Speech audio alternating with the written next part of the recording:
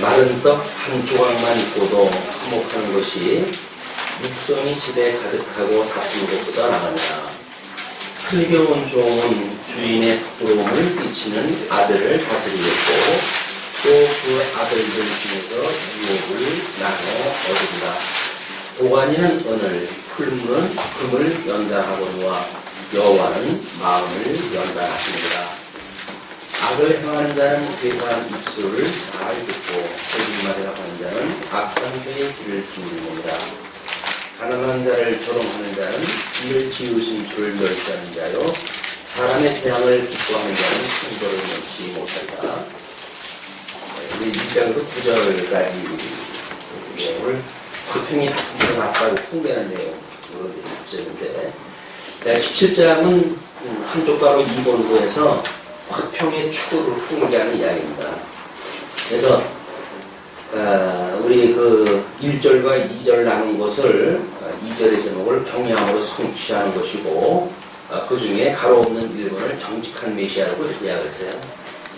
우리 메시아가 이루실 것이 지혜롭게, 의롭게, 공평하게, 그 다음에 정직하게.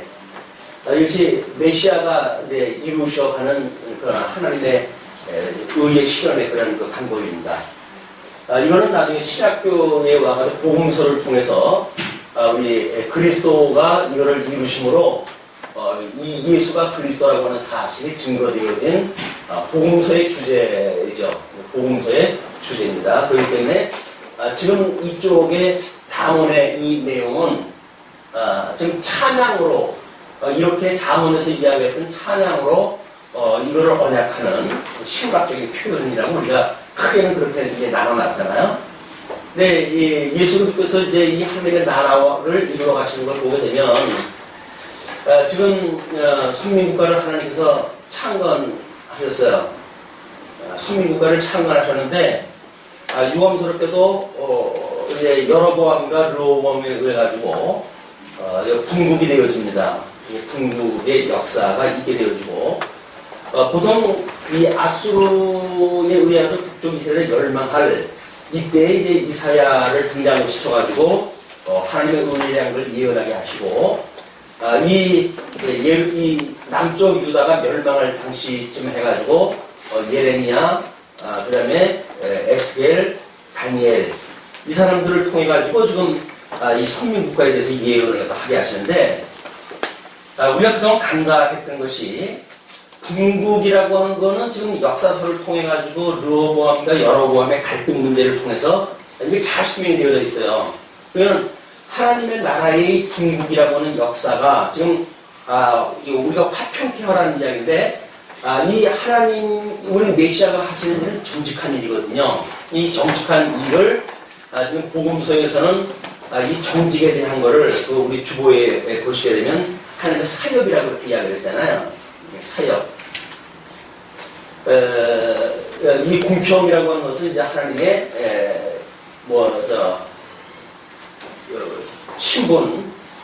신분이라고 우리가 이렇게 나눠놨고, 의라고 하는 거를 우리 직임이라고 하는 것으로 이제 나눠놨고, 그 다음에 이거를 우리 품이라고 이렇게 숨어져 있는 그런 내용을 그렇게 이제 이야기를 했습니다.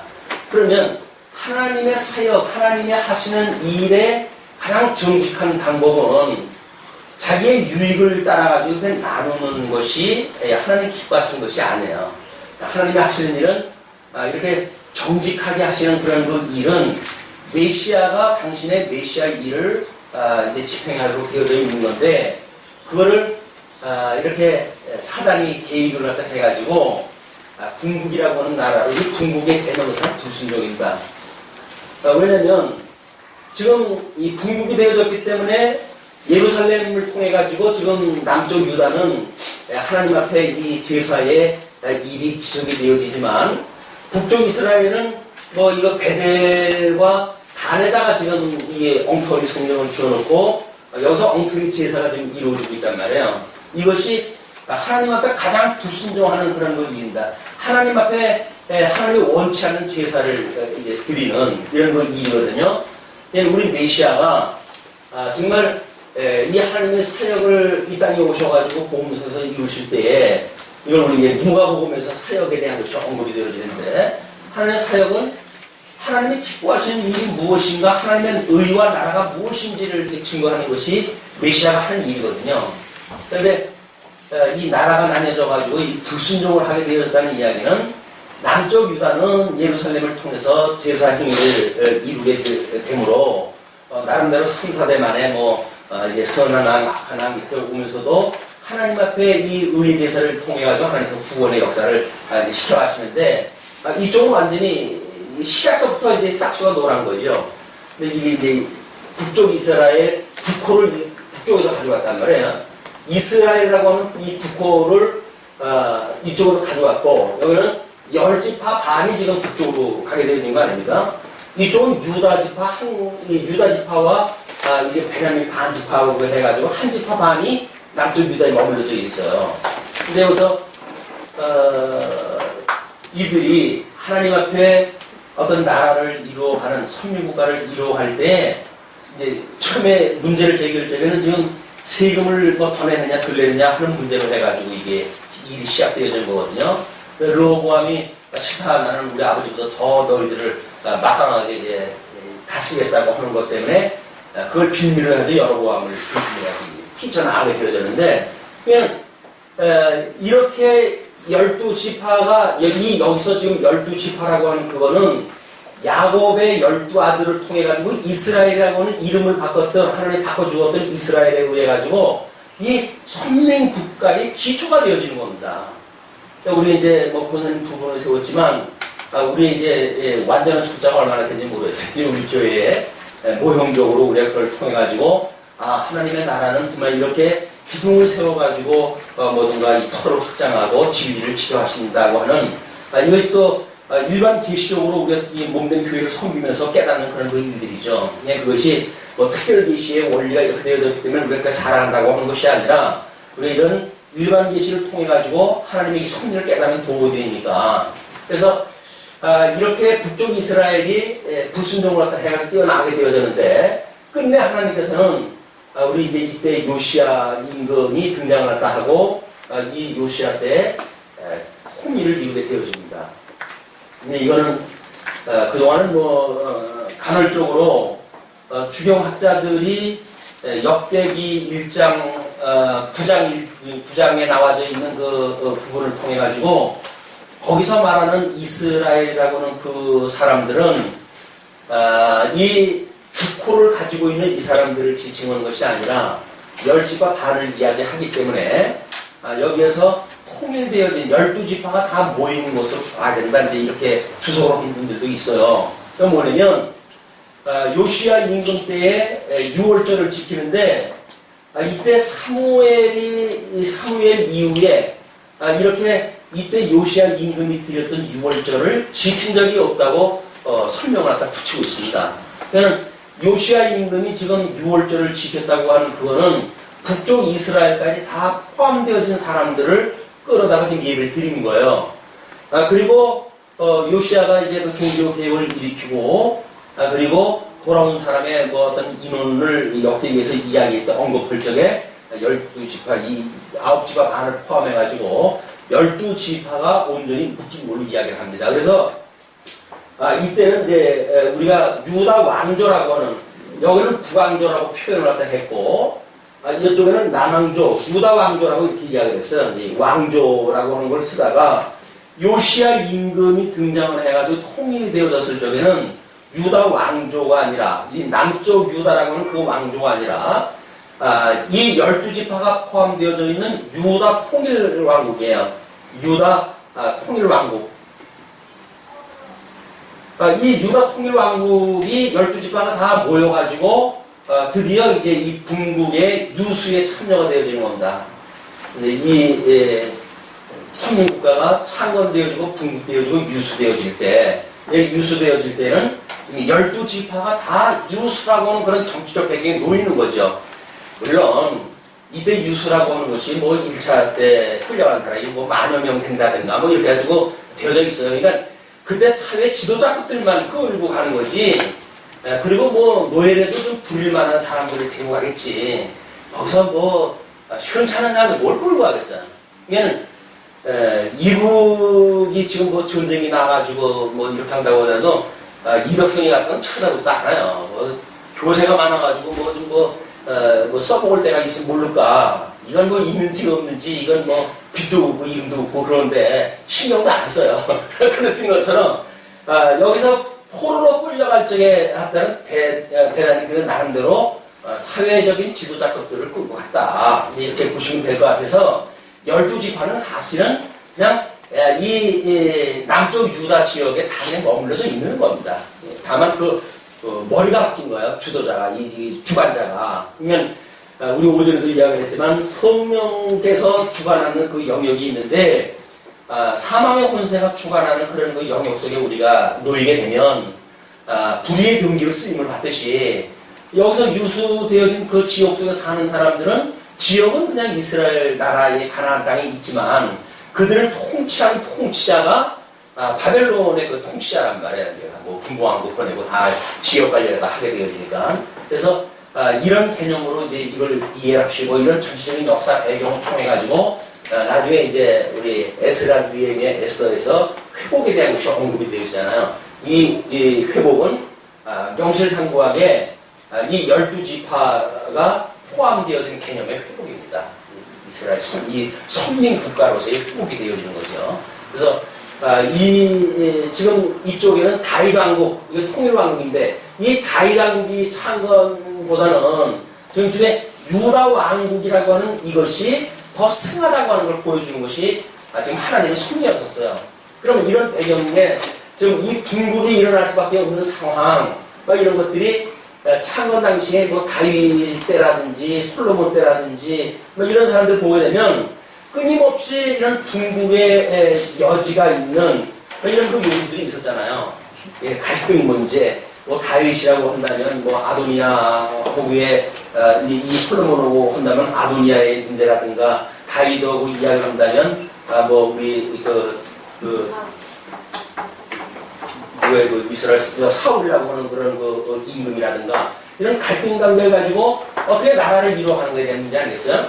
그러니까 다윗이 사울이 다윗을 죽이려고 했을 때 다윗이 수없이 이 사울의 어떤 죽일 수 있는 기회가 있는데도 불구하고 죽이질 않는다. 그 이야기는 이 사역상 정직한 그런 그 사역을 하는 메시아상인 거예요.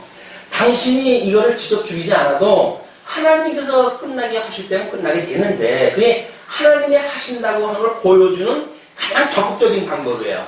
우리가 주님의 몸된 교회의 봉사의 섭리라고 하잖아요. 뭐 이제 이런 일을 딱 할 때 하나님께서 하신다고 믿어지게 되면 굳이 내가 나서질 않으면 되겠죠. 그냥 내게 주어진 여건 속에서 내게 주어진 일을 하는 사람들, 이런 사람들이 오히려 가장 적극적인 방법으로 하나님 여호와를 증거하는 삶을 사는 거예요.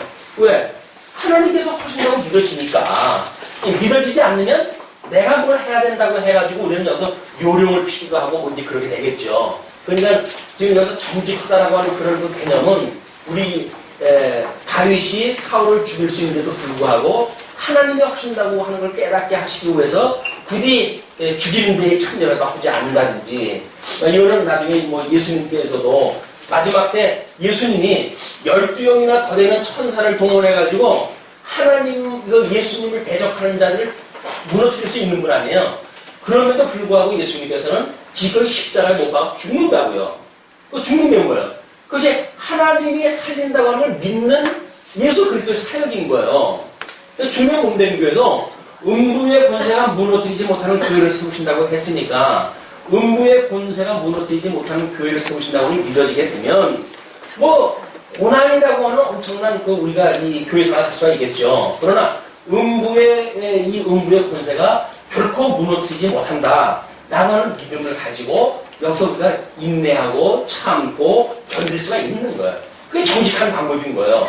여기서 뭐 요령을 피워가지고 뭐 어떻게 해가지고 그 위기를 넘기고 이렇게 하는 것이 적극적인 방법이 아니라 오히려 하나님을 바라보고 우리가 손을 놓고 오직 하나님만을 바라보고 어떻게 합니까 하나님? 라고 기도하는 방법이 하나님께서 하신다고 하는 걸 가장 믿는 사람들의 순수하고 적극적인 신앙 고백이란 말이에요.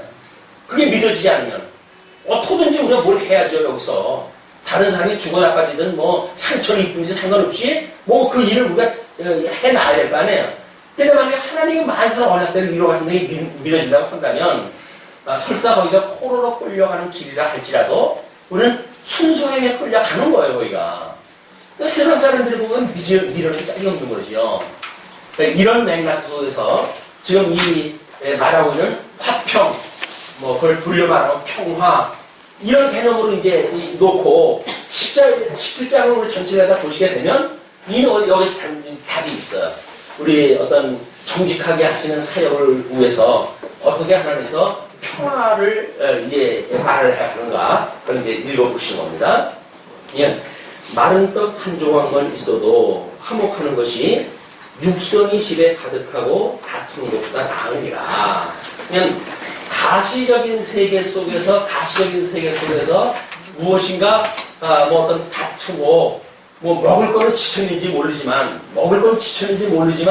거기서 뭐 쟁취하고 뭐 이렇게 하는 것보다는 오히려 하나님이 하신다고 하는 것이 믿어지니까 먹을 것이 없어도 그냥 우리는 평화로운 것이 더 낫다는 이야기입니다. 근데 만약에 여기서 지금 육선이나 이제 그걸 떡이라고 하는 걸 표현이 되어졌지만 이걸 양식이라고 하는 문제로 한번 보세요. 우리가 일용할 양식을 하나님 말씀의 양식이니까 말씀이 풍요로운 시대는 아마 이 시대인지도 모릅니다. 우리 텔레비전 종교방송의 채널이라든가 인터넷이라든가 이 말씀의 홍수의 시대에 우리가 살고 있어요. 그런데도 불구하고 지금은 거의 어떤 전쟁의 시기에 들어가져 있는 것처럼 2단, 3단 뭐 난리가 났고 자기 말 아니면 전부 뭐 죽이려고 던져드는 이런 가운데서 우리가 있는 거야. 뭐 육선이 가득한지 모릅니다. 다툼이 많아가지고 우리 장로교회 총회만 하더라도 수없는 그 교파로 나뉘지 않았어요. 뭐 어저께 어떤 목사님의 그 이야기에 의하면 뭐 우리 지금 그 총회도 갈라질 뻔했다고 이렇게 이야기를 하는데 진리를 지킨다고는 명분 안에 이 사람들 하는 겁니다. 명분 안에 지금 이걸 뭐 난리를 치는 거예요. 가가지고 저거. 그런데 만약에 떡이 한 조각만 있다고 하더라도 떡 한 조각, 예수 그리스도 그 떡 하나면 되잖아요. 아니 예수가 그리스도라고 하면 그 떡 하나면 되지. 성경에서 말하고 있는 그 복음 하나면 되지. 그거 하나만 가지고도 우리는 예수 그리스도 안에 심령의 평강을 누리며 살아갈 수가 있는 거란 말이에요. 예수 그리스도 안에서 누리는 심령의 평강. 이것이 늘 서신서에서 강구하는 거 아니에요. 우리의 하나님과 우리 아버지와 예수 그리스도로조차 은혜와 평강이 너희와 함께 있을지어다. 그냥 성도라고 하는 것은 어떤 진리가 어떤 대단한 세상에 있는 모든 우수마발에 대한 어떤 이치를 다 깨달아가고 되어지는 것이 아니라 우리는 연역적인 거예요. 성령께서 복음을 깨닫게 하신다고 한다면 깨닫는 눈으로 이걸 조망하기 때문에 연역적인 방법으로 진리의 체계를 우리가 깨닫게 되어집니다. 그러니까 우리는 어떤 복음을 깨달았다고 하는 그런 이 떡 한 덩어리의 양식은 한 덩어리인지 모르지만 그 한 덩어리가 수없는 이 지체를 만들어가는 거예요. 예수 그리스도 한 분이 수많은 지금 성도를 통해 가지고 주님의 몸된 교회를 이루어가시듯이 예수 그리스도 한 분으로 말미암은 복음이 지금 증거되어진다. 그렇기 때문에 어떤 순수성 이런 것들을 본다고 하더라도 단순성이라든지 율법에는 수많은 조항을 가지고 우리 복음 믿으라고 그러잖아요. 그걸로 된 게 아니다.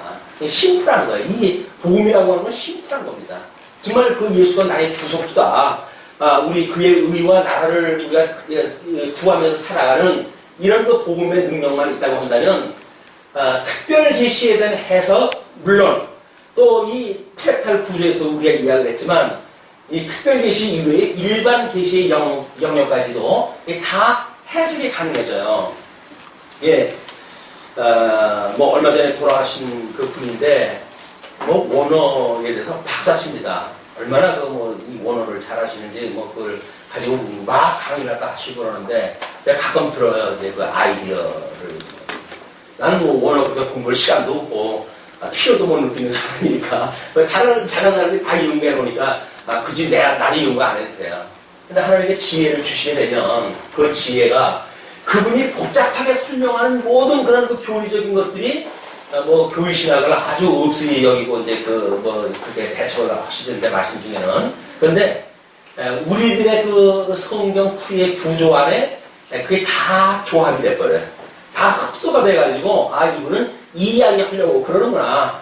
뭐 그냥 열을 품고 이야기를 하는데 그 이야기는 이 얘기 하려고 그러는구나. 그것이 우리가 말하는 성경관 안에 다 녹아가지고 들어갈 수가 있단 말이에요. 그러니까 우리가 보고 있는 이 구조라고 하는 것은 이것이 어떤 연역적으로 보여주는 구조이기 때문에 우리가 이 귀합적으로 해가지고 수많은 용어를 다 이용을 갖다 해가지고 그 어떤 귀랍을 갖다 해내는 게 아니에요. 그래서 그분이 뭐 하는 거 이제 본문을 보면 뭐 한두 절 읽으시고 수없는 성경에서 다 그 근거를 끌어다 대고 그러거든요. 그러니까 주제를 설명할 적에는 뭐 그보다 분명히 드러나는 게 없어요. 왜냐면 성경 66권에서 모든 근거를 다 끌어내니까. 근데 그 주제를 말할 것 같으면 수없는 주제가 있을 거 아니겠어요. 그걸 따라서 공부하려고 한다면 죽을 때까지 공부하다가 그냥 끝나고 말아야 돼. 근데 우리는 연역적으로 이 원리를 우리 복음서 우리 그 구약 역사서에서 설명되어진 것이 언약이고, 그리고 복음서에서 이 언약대로 예수 그리스도께서 성육신 해가지고 또 이쪽에 사역을 하시다가 십자가 못 박아 죽으시고 그리고 부활하셨다는 거는 이 구약이 그냥 이루어진 것이 설명이 되어지니까 구약 성경에 대한 때로는 사도신경은 외울 필요도 없다, 그거는 진짜 사도의 신경이 아니다, 이렇게 배척하고 그런 모든 문제들도 그게 참 그렇게 뭘 먼저 걸 갖다 자꾸 설명 안 된다고 해서 없애려고 하는 사람들은 가만히 보면 좀 졸부들이에요. 전통이 있는 사람들은 그렇게 안 해도 돼요. 왜냐면 다 귀한 가치들이 있는 건데 하나님께서 어련히 그 사람들을 통해 가지고 섭리를 다 해가셨겠어요. 근데 그게 믿어지지 않고 자기 논리를 설명하는데 방해가 된다고 한다면 다 잘라버리니까 결국은 그래 잘라낸다 어디까지 자르려면 자기가 디디고 있는 땅까지 다 마는 거예요. 그러니까 그게 무덤 속에 데리고 마는 거 아닙니까? 그렇지 않다.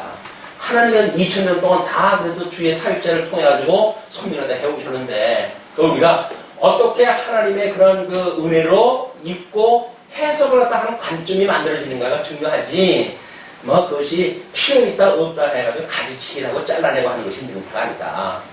그래서 아마 우리가 통속이라고 하는 그런 그 이름이나 또 메타 성경 신학이라고 하는 그 4대 신학을 복권했던 이런 것들은 이 시대에 그렇기 때문에 더욱 필요한 것이 아닌가 이런 생각이 듭니다. 그래서 피곤한 시간이지만 복잡하게 성경 구조를 이야기하고 이렇게 하지만 일단은 이거가 이제 우리의 머릿속에 한번 자리가 잡히게 되면 세상 만사가 그냥 다 특별 계시로 보여요. 하나님이 해가시는 계시로.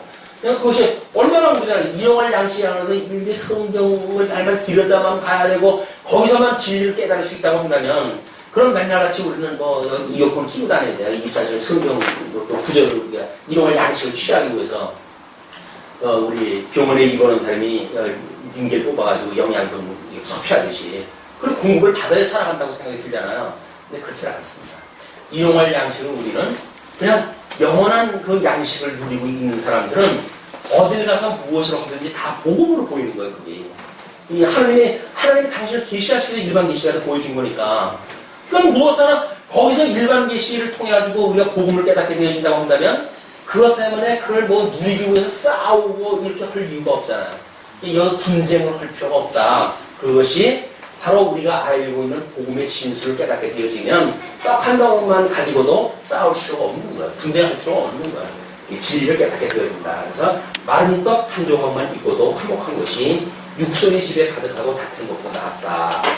슬기로운 종은 주인의 부끄러움을 끼치는 아들을 다스리겠고, 그냥 종인데도 불구하고 부끄러움을 끼치는 아들을 다스린단 말이야. 그럼 이스라엘 백성들은 어떻게 보면 하나님의 아들로 자녀를 삼으신 분들 아니에요. 근데 이방인은 사실은 개돼지 취급을 받은 사람들이란 말이에요. 근데 지금은 이방인 때를 갖다 하나님이 주시니까 우리들이 이 복음을 가지고 이스라엘과 복음을 증거하고 지금 너희들이 구약 잘못 보고 있다. 메시아님이 오셨다. 라고 그 증거를 다 하는 그 이야기는 바로 여기에 해당되는 일이죠. 이것이 우리 어떤 그 역사서의 개념으로 보게 되면 여기서도 마찬가지인 거야. 끊임없이 지금 그 슬기로운 종을 다스리는 문제, 뭐 아들들이 여기서 그 아들들이 엉터리 짓을 했다 할 때 끊임없이 하나님께서 이 뭐 메시아를 보내고 선지자를 보내고 해가지고 그러하여금 바로잡고 하는 일을 갖다 해가시는 일도 여기에 해당되는 일일 수가 있습니다. 그러면서 도가니는 은을 풀무는 금을 연단하거니와 여호와는 마음을 연단하시니라. 어떻게 연단합니까? 예, 풀무와 금과 은을 연단하는 이런 연단하는 문제가 아니라 언약 백성들을 이렇게 연단을 갖다 하신단 말이야. 이것이 결국 무엇을 이야기하는가에 대한 이야기를 우리가 그 이스라엘 그 어떤 그 역사를 통해 가지고 이 애굽이라고 하는 이걸 우리가 육이라고 봤을 때 광야에서 출애굽했던 백성들, 이 광야 이것이 우리들의 마음이라고 그랬잖아요. 그 다음에 약속한 땅, 가나안 땅에 이 가나안 땅이 우리 영이라고 하는 이 구조로 이제 보여진다고 했을 때 우리 육과 영과 힘 이것이 우리 인격적 구성이라고 그러지 않았어요? 그럼 이것이 이거를 이렇게 본다고 했을 때 이것이 홍적 기능이 되어졌고 이건 감각 기능이 되어지겠죠. 이런 우리들의 하나님과 구약적으로 보여줬던 어떤 지역적인 배치가 결국 이 계시되어진 현상계 이것이 보여주는 천상계 현상계에서 최고의 구원을 받은 사람들이 보는 이것이 믿음이에요. 이 믿음으로 보는 세상이에요. 믿음으로 사는 세상. 우리는 눈에 보이는 종로로 타고 있었던 어떤 눈에서 이 땅에서 나는 걸 먹고 살던 이런 데에서 가지고 있는 것이 아니라 광야에서 철저하게 하나님께서 내려주시는 만나가 아니면 살 수가 없고 하나님께서 인도하시는 불기둥, 구름기둥이 아니면 살아갈 수 없는 것이 광야입니다. 그러니까 중생을 받은 성도들이 살아간다는 이야기는 하나님께서 나려주시는 생명의 양식을 먹고 우리가 살아가는 거지 믿음의 세계지 뭔가 잡히는 걸 가지고 사는 게 아니란 말이야. 눈에 보이는 세계 걸 우리가 다라고 믿고 살아가는 게 아니다. 오히려 우리는 믿음의 세계를 살아가기 때문에 약속하셨던 이 땅을 이미 누리고 사는 거죠. 여기는 하나님이 약속한 땅. 이건 하나님이 때가 되면 언제 우리 들어가게 하실 거야. 이걸 믿고 살아가는 것이다 그 얘기죠. 그래서 이 연단하는 이런 그 일은 이스라엘 백성을 연단하게 해서 여기 집어넣었다고 하시지 않았어요. 마찬가지로 이 이스라엘과 창건되어졌는데 만약에 하나님께서 언약대로 300년을 이루시는 걸 주장하신다고 보여주신다고 한다면 통일 왕국을 이루어가지고 솔로몬 성전, 화려한 성전이 이루어졌던 이걸로 해서 보여준 것만큼 확실한 성전이 어디 있겠어요. 그런데 왜 하나님께서 이 분단과 유수라고 하는 이 8만 년 역사를 섭리하셨느냐. 이게 연단이라고 하는 하나님의 안판을 갖다 넣기 위해서 섭리하기가 훨씬 편해요. 우리 인생 너무 이렇게 평화로운 그 인생만을 생각하는 것은 믿음으로 사는 우리의 자세가 아니에요. 하나님께서 우리 예수님 오전에도 그런 이야기를 했지만 예수님께서 머리들 곳이 없이 이 땅에 오신 분인데 우리가 이 땅에서 뭐 잘 먹고 잘 사는 것이 목적이라고 한다면 여기서 살면 되죠.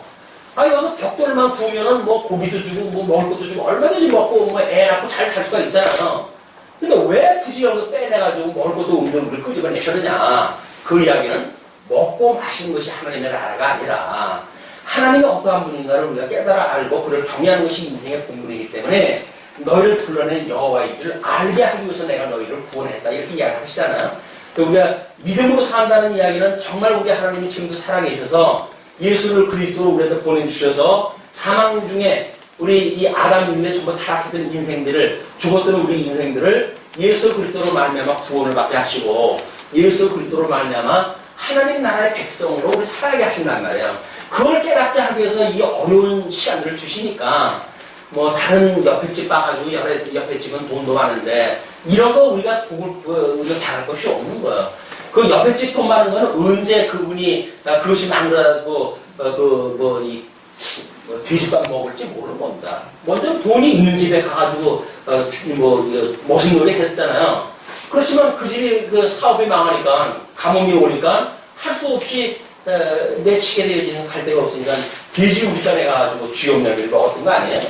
그러면 쥐염염에 먹었을 때 우리가 바라보는 건 아버지의 집이지, 여기서 잘 먹는 건 옆에 집 보는 게 아니다. 이쪽, 우리가 여기 있었으면 더 잘 먹는 건데, 왜 끄집어내가지고 고생을 시키냐? 라고 하는 그런 그 이야기는 구약에서 설명했던 이 구원의 원리에 어긋나는 거란 말이에요. 우리는 이 땅을 바라보고 살기 때문에 이 광야에 사는 한 우리는 심령의 평강을 누리는 거지, 그래서 어떤 안락의 삶을 누리는 게 있지 않다. 그래서 이 심령의 안식을 누리는 이런 것을 우리가 이제 보고 살아가는 것이 좋겠다. 이 여호와는 마음을 연단하신다고 이야기를 하니까, 악을 행하는 자는 괴상한 입술을 잘 듣고, 악을 행하는 자, 이쪽 반열에 있는 사람들이 전부 악을 행하는 자, 이쪽 이 솔로몬으로 대적했던 아도니아라든가 이런 사람들 전부 악을 도모하는 자, 땅의 것 이걸 이제 추구하는 자, 사울도 마찬가지로 땅의 걸 추구하는 자죠. 그러나 이쪽에 있는 분들은 이 하나님의 나라를 바라보고 언약을 바라봤던 사람들이기 때문에, 악을 행하는 자는 괴상한 입술을 잘 듣고 거짓말을 하는 자는 악한 회에 귀를 기울이니라. 그래서 팔랑귀는 조심해야 돼. 팔랑귀는 이 듣기 좋은, 이 귀에 듣기 좋은 거를 이 거짓 선지자들이 주잖아요.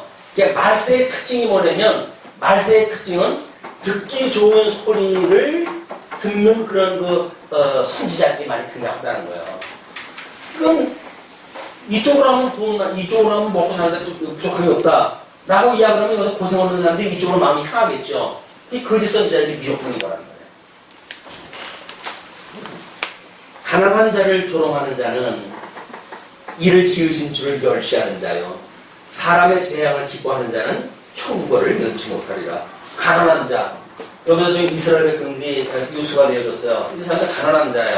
그러나 하나님 섭리를 위해서 온 자라는데, 지금 이 이스라엘 백성들이 애굽의 종 노릇을 해요. 가난한 자야, 나그네 됐던 자들이에요. 그러나 이거를 이런 그 주변에 있는 열국이 그걸 의심적인다는 이야기는, 지금 하나님은 이런 어떤 목적을 위해서 이걸 섭리하다 하시는데, 과정만 보고 이걸 없이 여긴다. 애굽의 종놀이 하던 이 종노릇하는 주제에 이렇게 평가를 한다고 했을 때, 이거는 하나님을 대적하는 얘기다. 이건 우리 주변 몸된 교회에서 살아가는 우리 사람도 마찬가지죠. 우리 이 주변 몸된 교회에서 살아가는 사람들이 우리 가장 은사를 가지고 살아가는 거 아니에요. 내 은사가 더 위인데 그래가지고 다른 사람은 없을 여기고 그러는 거는, 이게 정직한 사역을 하다 하는 일이 아니죠. 정직하다는 이야기는 별 볼 일이 없는 것 같은 그 일을 한다 할지라도 하나님께서 그를 은사를 주어가지고 그 일을 감당케 하신다고 한다면, 하나님 그를 통해서 보여주시는 하나님의 역사예요. 하나님의 섭리예요. 그럼 하나님이 하시는 일로 봐야지, 내 관점으로 봐가지고 가치가 있다 없다 여기는 이야기는 정직한 사역자가 아니죠. 우리 하나님이 해가시는 일, 그것이 가난한 자가 아니라 부자한테는 누구든지 아양을 떨 수가 있는 거 아니에요. 그냥 분별이 잘 안 돼요. 근데 분별하기 제일 좋은 건, 가난한 자를 저 친구가 어떻게 보는가를 보게 되면 그 사람의 덕성 문제를 우리가 볼 수가 있어요. 자기보다 좀 못난 사람을 갖다 하대하고, 지금 사회적인 문제 일어나는 것들 다 그거 아닙니까? 칼기에서 일어나는 사건, 그 사건 아니에요? 호텔에서 천 빼달라고 했다고 장지갑으로 뺨 때린 거 다 그런 사건 아닙니까? 미국으로 따라갔던 유남계 씨 다 했던 거 그런 사건 아닌가요? 사회의 지도층만 된다고 한다면, 백성들에 의해서 선출되어진 그런 선량들이 말로는 공복이라고 그러면서 어떻게 그렇게 무지렁이 같은 백성들을 갖다 우습게 여기는지 난 이해가 안 가요. 선거 때만 되면 또 무슨 선거가 엎치고 악수 올라고 댕겨들고, 선거만 끝났다는 거 언제 내가 너한테 아쉬운 소리 하냐, 이렇게 아주 무시하고, 이게 지금 사회 지금 구조란 말이에요. 대한민국의 구조. 그냥 아주 지금 이게 악이 이 만영한 이 시대에 우리가 살고 있는 겁니다. 근데 이게 사회만 그런 모르겠지만 주님의 몸된 교회에서도 이렇다고 한다면 절반입니다. 목사가 돈 없는 사람이라고 해가지고 아무 가치 없다고 여기고, 돈 많다고 해가지고 이렇게 해가지고 자기 돈이나 좀 될 것처럼 그렇게 생각을 해가지고 야비하게 이게 뭡니까 이게. 그분 돌아가셨대요. 이게 뭡니까?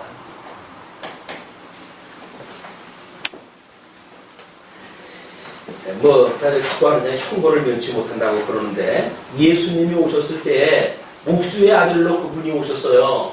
인간의 몸을 입고 하나님이신데도 불구하고 오셨어요. 그를 얼마나 무수해 갔습니까? 조롱하고 침뱉고 뺨을 때리고 별의별 짓을 다 한 거 아니에요 지금 그 인간들이? 왜? 자기네들은 그때 유다 왕국에 기득권을 가지고 있으니까 그 예수님을 갖다 아주 우습게 가난한 그 예수 그리스도를 조롱하는 자, 결국 형벌을 받아가지고 그 자자손손 그 형벌을 받아가지고 그들의 뭐 개토 뭐 이런 이 중근대사의 그 이스라엘 역사의 그 고난의 삶은 조상들의 이 죄값으로 이루어진 일들이에요. 손자는 노인의 면류관이요 아비는 자식의 영안이라. 왜 그럴까요? 왜 그럴까요?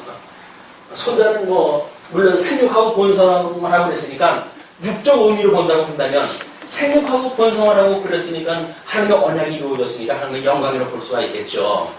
우리 신령한 의미로 보았을 적에는 정말 이 진리의 계승이 되어지는가.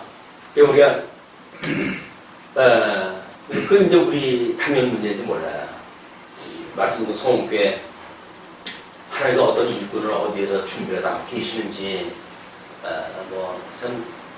좀 급한 그런 그 문제입니다. 끊임없이 기도하고 이렇게 있습니다만은 그런 그 문제가 하나님께서 우리들에게 진리를 계승하게 하시는 어떤 일꾼을 통해 시간 세계 속에서는 이게 이루어지는데 우리 이게 성도님들이 뭐 말씀 배우는데 관심도 없고 뭐 목사님이나 그렇게 하다가 그거 하면 됐지 뭐 우리가 뭐 상하냐 이 복잡한 거를 이렇게 해가지고 이 전승이 안 된다고 한다면 아이고 저는 그렇게 하다가 그건 뭐래요. 제 아들도 사실 이거 공부 잘 안 하거든요.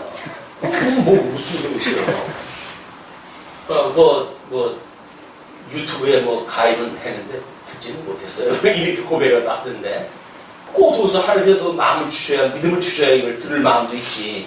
목사 아들이라고 해가지고 뭐 지가 4년간 가지고 공부할 일도 없고 그러면 아들도 안 되는 판에 뭐 누구를 통해서 이게 해가시는지 참 기대가 됩니다. 나름대로 이렇게 저렇게 기대가 되어지지만 정말 우리에게 이 말씀의 계승자가 없다고 한다면 오늘 말씀과 성교도 마찬가지죠. 우리가 살다 다음 세대는 이것이 교회가 참 보존이 되어지고 진리가 전승되고 그래야 되는데 다음 세대가 뭐 말씀 공부하는 거 별로 시금치 않고 아이 부모님이나 합시오 뭐 나야 무슨 뭐 큰 사람 어디 갑니까? 뭐 이 시금 소리나 띠띠거나 만약에 우리 교회 문 닫게 되면 한국 교회 지금 마찬가지 아니에요? 그 먼저 영국 교회 그 인터넷에 올려놨던 그림 보셨습니까? 노인 몇 분밖에 없다니까요. 그 넓은 교회에 넓은 평수의 교회가 몇 표가 있어요. 노인 몇 명밖에 안 남는데 당장이야 뭐 수천 명이 모이니까 그 사람을 다 수용할 수 있는 면적이 필요하다고 어거지 쓰는지 모르겠죠. 그러나 금방 갑니다. 세월 금방 가요. 그러면 나중에 노인들이 몇 명 남아가지고 이 뭐 반주도 제대로 못 따라가요. 속도가 늦어가지고 그런 분들한테 뭐 이 진리에 뭐 이거 어떻게 이 계승이 되어지겠어요? 그러니까 결국은 유럽 교회가 문을 닫게 되어진 것이 이 진리 계승에 지금 막혀져 있는 거예요. 물론 하나님께서 대한민국을 통해 가지고 이걸 이제 공간적으로 계승의 역사를 해가시지만 우리 말씀운동 성교도 같은 맥락에서 우리가 살펴볼 일이 있다고 보여집니다. 예, 손자는 노인의 면류관이요 아비는 자식의 영안이라. 분의의 말을 하는 것도 미련한 자에게 합당치 아니하거든. 예, 하물며 거짓말을 하는 것이 존귀한 자에게 합당하겠냐. 예, 이 비진리에 가지고 세상의 이치를 가지고 이야기하는 것이 다 필요가 없는 일이라는 거죠. 뇌물은 임자의 보기에 보석 같은즉 어디를 향하든지 형통케 하니라. 왜 아니겠어요? 뇌물 이것이 임직률을 갖다 한 사람들의 그 일을 갖다 볼 적에는 어디를 향하든지 형통케 한다고 이야기를 해요. 판결까지 굳게 하는 것이 뇌물이니까. 허물을 덮어주는 자는 사랑을 구하는 자요 그것을 거듭말하는 자는 친한 것을 이간하는 자니라. 허물을 덮어주는 자 이게 사랑이라고 하는 건데 사랑을 구하는 자요 그것을 거듭말하는 자는 친한 것을 이간하는 자니라. 그래서 허물이 드러나는데 그 허물을 처음에 좋은 의미로 이야기하는 것처럼 이야기해요. 시간이 있을 때마다 자꾸 그 얘기를 하는 거야. 고맙습니다. 알아들었습니다. 다음날 또 얘기해. 안 나겠어. 그 왜냐하면 하나님께서 의롭게 이 의로우신 주님께서 우리를 중보자 되신 그분께서 용서하셨다는 그런 그 이야기를 부정하는 일이에요. 이게 부정하는 거예요. 아니 우리 예수님이 우리 죄를 용서해 주셨다고 하는 건 복음 원천적으로 우리가 그 복음을 깨닫게 되어지게 되면 지나간 그 과거에 대한 거는 허물을 덮어야 될 거 아니겠어요. 사랑을 허무한 이 허다한 허물을 덮는다고 그러는데 기회했을 때마다 끄집어내는 거예요. 여기 일반 계시로 보여줄 때 어디에서 나타납니까? 부부싸움 할 때 여자분들이 지나간 죄목을 갖다 드러내는 일로 일하잖아요. 무시 당신 이런 갖다 했지 이렇게 해가지고 정죄를 딱 하는 거야. 아 그거 다 용서한다 그러지 않았어 그때.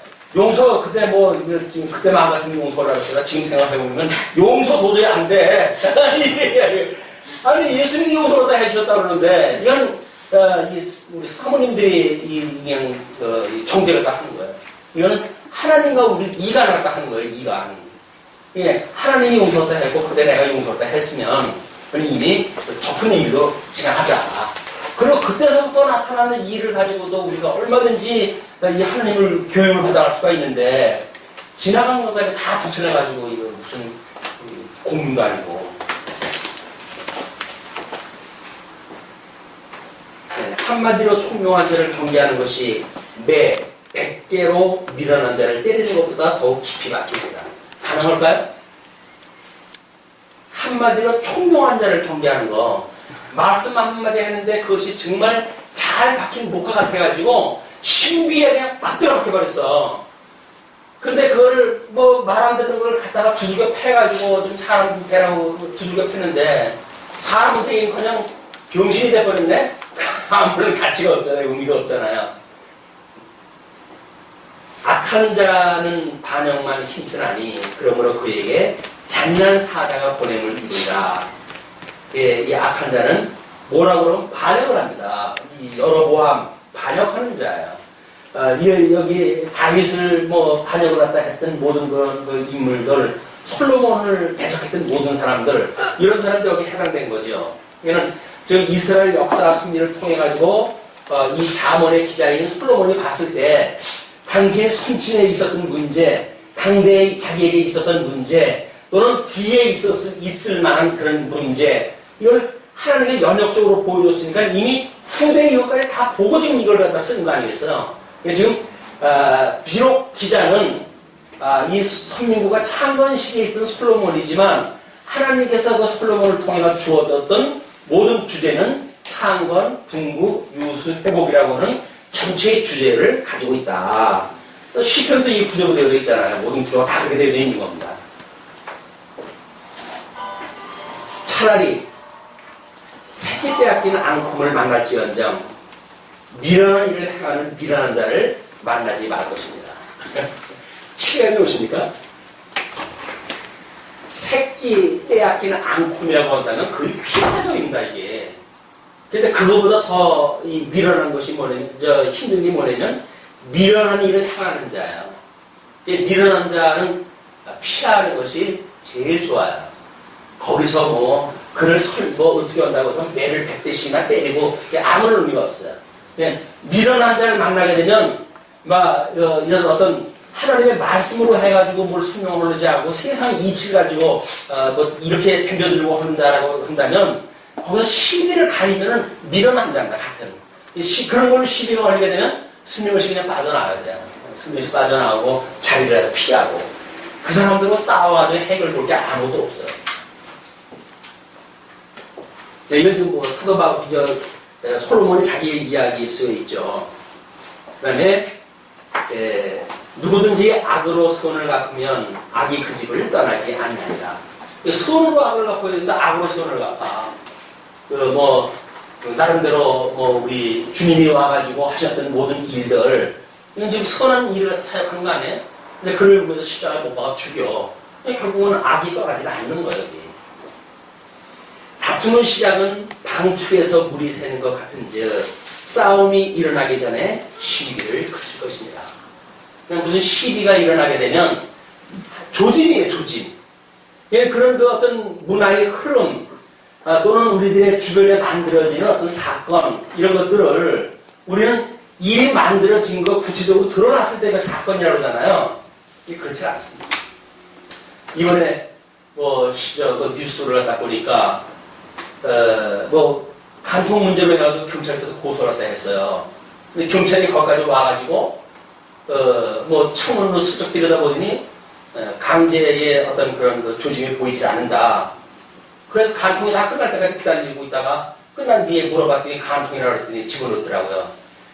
이게 뭡니까? 아니 민중의 집행에 예방을 갖다 해야지.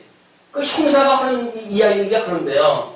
어떤 사람이 고발 갖다 했대요. 우리 이제 목사님이 이 어떤 그 전화가 와가지고 자기 주민등록번호를 대면서 해가지고 1시간 시간을 갖다 했대요. 이제 그래서 경찰서도 고발 갖다 했대요. 이런 그 일이 있는데 고발 갖다 했더니 아유 지금 그런 일이 한두가 아닙니까? 그리고 손해 보신 게 있나요? 그러더래요. 아니 손해는 아니라고 하더라도 이걸로 해서 연결되어지는 게 손해로 연결되어지는 거 아닙니까? 그랬더니 고소사건이라고 하는 것은 어떤 피해가 있었을 때로부터 시작입니다. 이렇게 이야기를 하더래요. 일방은 없어요. 이제 모든 사건은 드러났을 때부터 시작이라는 거예요. 아니 예방한다는 게 뭐예요? 근데 왜 교통신호 같은 거는 미리 그 예방을 갖다가 우회해가지고 중간에서 세워가지고 부르게 해요. 그래가지고 음주 걸리면 벌금 받고 사고 날까 보는 거 아니에요? 사고 날까 봐. 어떤 사건이라고는 조짐이 있는데 그 조짐을 보고 이것이 자칫 이게 어떤 그런 그 잘못 기도로 가겠는데 이런 걸 깨닫는 게 중요한 일인데 다투는 시장은 방축에서 물이 새는 것 같이 조금씩밖에 몰라요. 새는지 처음에는 새는지 안 새는지 몰라요. 조금 가다가 거기에 손가락만큼 구멍이 뚫리고 점점 구멍이 커지고 그 다음에 걷잡을 수 없을 만큼 이 방축이 무너지는 겁니다. 그래서 호미로 막을 걸 가래로 막는다 그러잖아요. 속담에. 밀어넣는 게 특징인 거예요. 그래서 우리가 매일 깨어져 있는 것이 중요한 것은 그렇게 호미로 막을 수 있는 것이 그때그때 지혜를 주신다는 겁니다. 근데 우리가 그런 일용할 양식에 관심이 없으면 사건이 나고 나서야 에코먼이라 해가지고 그걸 들여다보니까 돌이킬 수 없는 데까지 가는 거예요. 그래서 조짐이 있을 때 이렇게 하는 것이 좋은데 아무래도 세상을 산 그 경륜이 많은 분들이 읽어낸 게 잘 읽어낼 거 아니겠어요? 그거를 노파심으로 보통 일축을 해버리는 게 쉽죠. 또 노인들이 쓸데없이 그 노파심으로 이야기한다. 그렇게 해가지고 일축을 하고 젊은 사람들이 그냥 지나가는데 그렇진 않았습니다. 예, 노인이 잔말이 많은 거는 왜냐면 자기가 경험한 세계에서 그런 위험한 요소를 많이 경험을 했거든요. 그러니까 자꾸 이야기를 하는 거야. 물론 말귀를 못 알아들어가지고 반복도 되지만 어디에 불났어요? 아십니까? 네. 어떻게 목사님들 그걸 보더니 그냥 배를 갖고 자꾸 웃던데. 010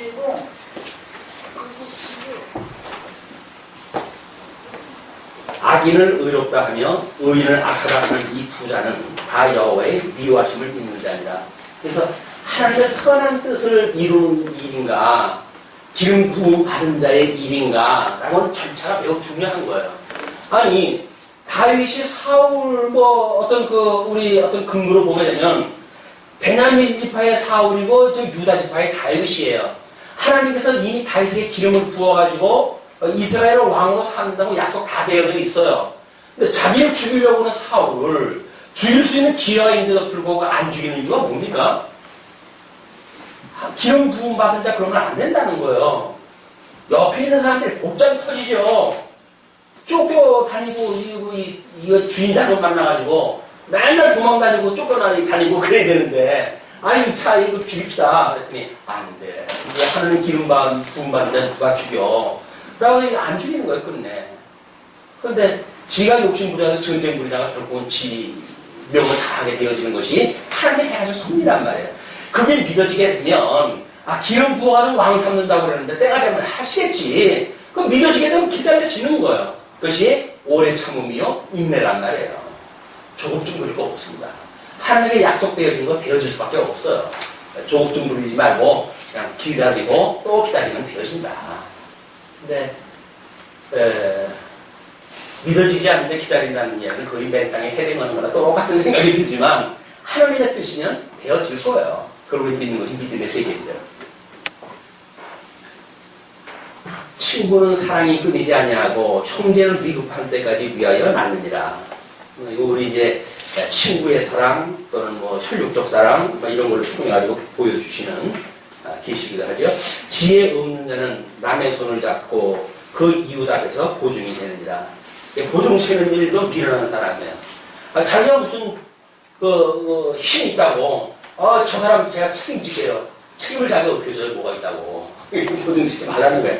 그걸 보증 쓰지 말라고 하는 그 이야기는 자기 주권이 없다는 걸 시인하는 이야기지, 그걸 통해 가지고 또 우리는 보증 쓰지 말라고 했으니까 나는 보증 쓰면 안 됩니다 라고 이야기했다 해가지고 어떤 사람이 만약에 조금만 거들어주면 살 것 같은데 보증 쓰지 말랐다고 해가지고 자기 내가 그걸 피한다.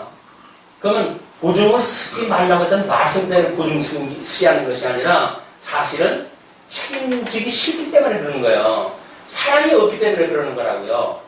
근데 말씀을 갖다가 붙이게 되면 성경에도 보증 쓰지 말라고 그러는데요. 그럼 원수도 사랑을 해야지. 아니 원수도 사랑을 하라고 그랬잖아요. 그러면 그 말씀을 안 믿고 보증 쓰지 말라는 말만 믿어요. 그게 전부 자기 필요한 대로 갖다 붙이는 거란 말이에요. 예, 다툼을 좋아하는 자는 죄가를 좋아하는 자요, 자기 문을 높이는 자는 파괴를 구하는 자니라.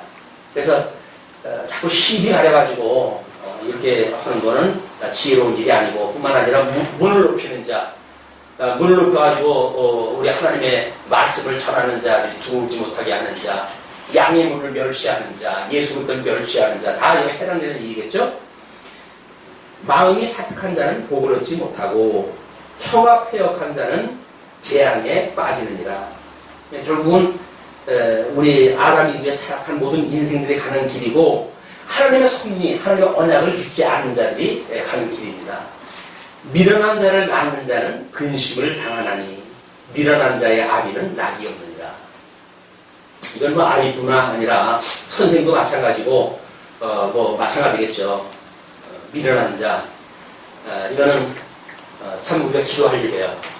끊임없이 우리 하나님 앞에 지혜를 구할 일이고, 마음의 즐거움은 양약이라도 심령의 근심은 뼈로 마르게 하니라. 마음의 즐거움, 심령의 안식, 이게 양약이라는 거예요. 양약. 그리고 심령의 근심은 뼈로 마르게 한다. 그래서 하나님께서 언약대로 이루어가시는 주님의 몸된 교회의 평강, 이것이 주님의 몸된 교회를 우리를 풍성하게 만들어 가는데, 여기서 이렇게 해도 되겠냐, 어쩌냐, 이렇게 해도 뭘 해야지, 이런 방법을 가지고 시비가 걸리고 싸움이 나게 되어지게 되면 결국은 뼈를 녹인다는 게 뭐예요? 기둥을 갖다가 뽀개 트는 일이나 똑같은 거야. 기둥을 갖다가 망가뜨리는 일. 그래서 우리 충분히 경험을 갖다 했지 않습니까?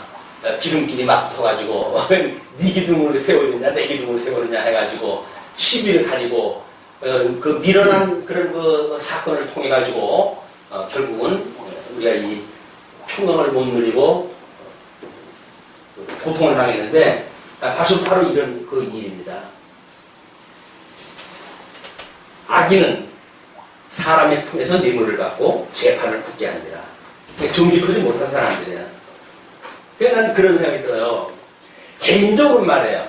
우리가 하나님께서 우리들의 믿음을 그냥 안 주시게 되면 개인적으로는 우리가 사고 칠 수가 있잖아요. 육신의 소욕을 따라 살아갈 수가 있죠. 믿음이 그렇게 안 됐으니까. 그런데 공적으로 해가지고 교회에서 만약에 무엇을 논의를 한다고 했을 적에는 그래도 집단적 어떤 그 이성의 결정 아니에요? 그런다고 했을 때 우리 믿음의 수준이 이거밖에 안 되는데 어떡하냐, 옆에 집거리도 우리 빼다가 그냥 하자. 그냥 도둑질 해가지고 우리 집 세우고 갈 수는 없잖아요. 그렇게 생각 안 드십니까? 아니, 하나님의 행하신다고 믿어지는데 굳이 사기 쳐가지고 주님의 몸된 교회를 하겠다고 해서 이거 뭐가 있겠어요? 아니 개인적인 거야. 개인적인 거야. 우리가 믿음이 없으면 믿음이 없는 대로 살아갈 수밖에 없으니까 어쩔 수 없어요. 믿음대로 살아가는 거지 더 있어요. 다 윤리적으로 해가지고 완성도 높은 삶을 살아가는 게 아니란 말이에요. 그러나 주님의 몸된 교회에서 논의가 되어지는 거라고 한다면 그래도 그 이성적으로 우리가 다른 사람의 해를 주느냐 안 주느냐 라고 하는 것이 언급되어지고 뭐 관심을 그런데 두고 결의가 되어져야지 그냥 뭐 마음 놓고 뭐 구원받았는데 뭐 상관에서 해가지고 우리가 불법을 만약에 교회에서 쓰고 세금을 갖다가 그냥 교회에서 뭐 그냥 막 그냥 사기를 치고 뭐 또 뭐 교회에서 뭐 이 세무 조사가 나오고 뭐 이런 거 할 적에 뭐 그냥 적당히 그냥 이렇게 하고 요즘 또 이 교회에서 이 사업들 벌이는 게 많잖아요. 근데 제대로 세금도 안 내면서 뭐 차를 팔고 영업을 하다 하고 그런 걸 또 자기네 교회를 위해서 돈을 쓰고 그래가지고 옆에 있는 그 커피집이 손해를 보고 이런 방법은 안 되는 거 아니에요? 우리가 봤을 때. 근데 그거 아닙니까? 모든 법에 대한 것 다 세상에 뭐 마음대로 자기네들 갖다가 그냥 이걸 그렇게 해가지고 교회를 위했네 해가지고 하니까 그런 것이 과연 옳은 일인가? 시비를 가리자는 이야기가 아니에요. 개인적인 것과 사적인 것과 공적인 것은 개념이 다르다. 개인적으로 우리가 죄를 지을 수 있다고 해가지고 주님의 몸된 교회가 뭐 죄 짓는 일에 앞선다고 하는 그 이야기는 그거는 그럴 수가 없잖아요. 그래도 믿음이 있고 그런 사람들이 있으면 그래도 그건 아니죠. 해가지고 뭔가 그런 그 논의를 뭔가 머물러야지.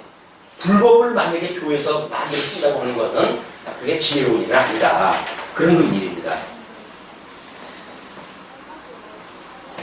지혜는 명철한 자의 앞에 있거늘 미련한 자는 눈을 땅끝에 둡니다. 끊임없이 이 명철한 자는 지혜를 바라보니까 바로 눈 앞에 있게 되어지지만 미련한 자는 어딜 봐요?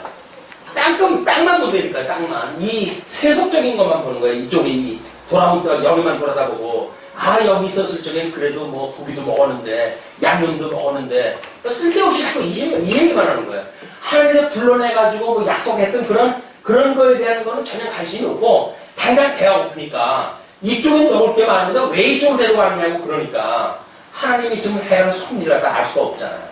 그런 그 일이 여기 전부 해당되는 일이겠죠. 뿐만 아니라 뭐 예수님이 십자가에 못 박아 돌아가시기 전에 기도했던 것도 마찬가지죠. 내 뜻대로 마옵시고 아버지의 뜻대로 해주십시오 라고 하는 그런 그 일들도 다 여기에 해당되는 일들입니다.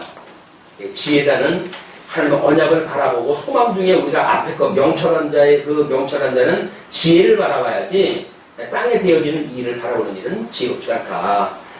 미련한 아들은 그 아비의 근심이 되고 그 어미의 고통이 되니라. 의인을 벌하는 것과 귀인을 정직하다고 때리는 것이 선치 못하니라. 귀인을 정직하다고 때리는 일은 사악한 시대는 얼마든지 있죠. 근데 이게 사실은 다 애매한 고난 아닙니까? 선한 사람들이 고난받는 건 애매한 고난들인 거예요. 다윗이 고난받는 건 애매한 고난이에요. 아니 뭐 지혜 아플 적에 공급 켜가지고 귀신 쫓아주고 뭐 다윗한테 골리앗한테 공격받을 때 골리앗 무너뜨려주고 뭐 잘못한 게 있어요. 왜 못 죽여가도 안 다닌 거예요? 결국은 희귀심인 거예요. 얘는 만만히 그냥 천천히라는 거예요. 그걸 죽여야 자기가 그 자리 찾전다는 생각이니까.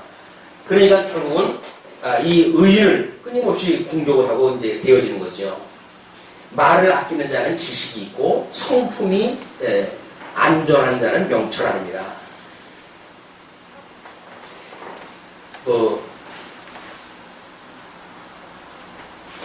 재미난 이야기가 우리 목사님이 중국어를 어떤 공부하신 분을 지금 이제 놀고 있다고 그래가지고 중국을 모시고 왔대 통역을 했단 말이에요. 그랬더니 아무 말도 안 하는데 그래가지고 그 사람이 중국에 갔다가 와 강 목사님한테 그렇게 이야기를 했대요. 아니 모시고 통역 좀 하려고 모시고 왔더니 아무 말씀도 안 하고 계셔가지고 혼났다고 그럴 수가 있냐고. 중국에서만 아무 말씀 안 하시는 게 아니라 여기서도 아무 말씀 안 하시잖아요. 그렇게 이야기를 했는데 말이 없다고 해가지고 할 얘기 안 하는 걸 이야기하는 건 아닙니다. 거짓말, 정직하지 않은 말, 그 말에 대한 이야기지 말을 아끼라고 그랬다고 해가지고 이쪽에 보험을 증거하는 거를 갖다가 입을 막고 그러면 안 되죠. 거짓말, 이 비실리를 말하는 거 이런 걸 말을 아끼라는 이야기지. 성품이 안전한 자는 명철하니라. 미련한 자라도 잠잠하면 지혜로운 자로 여기우고 그 입술을 닫히면 슬기로운 자로 여기웁니다. 그거는 모를 적에는 가만히 있는 거예요. 아는 척하고 나서 예, 가만히 있으면 중간에 나간다고 우리가 이야기를 하는데 거짓말을 갖다 여기 자기 잘난 척을 하려고 거짓말을 하니까 수제 가만히 있으면 중간에 나가지 왜 거짓말을 갖다 해가지고 그거를 당하느냐 그 얘기입니다. 그래서 뭐 여로보암이 지금 르호보암의 그 사건 또 르호보암의 그 같이 있었던 친구들 사건 이게 전부 여기 해당되는 이야기들이에요. 이런 개념, 역사적인 우리가 배경을 이해를 하게 되면 그런 역사적인 사실들이 솔솔 생각이 나실 거야. 아, 정말 하나님 그렇게 섭리하셨구나 라고 하는 것이 잠언을 통해서 언약의 말씀으로 역사 섭리를 통해서 이제 하나님의 섭리를 하시고 시가서를 통해 가지고 하나님의 그런 시문학적인 표현으로 언약했던 내용들을 우리 전부 확인을 해볼 수가 있습니다. 말씀 주의죠.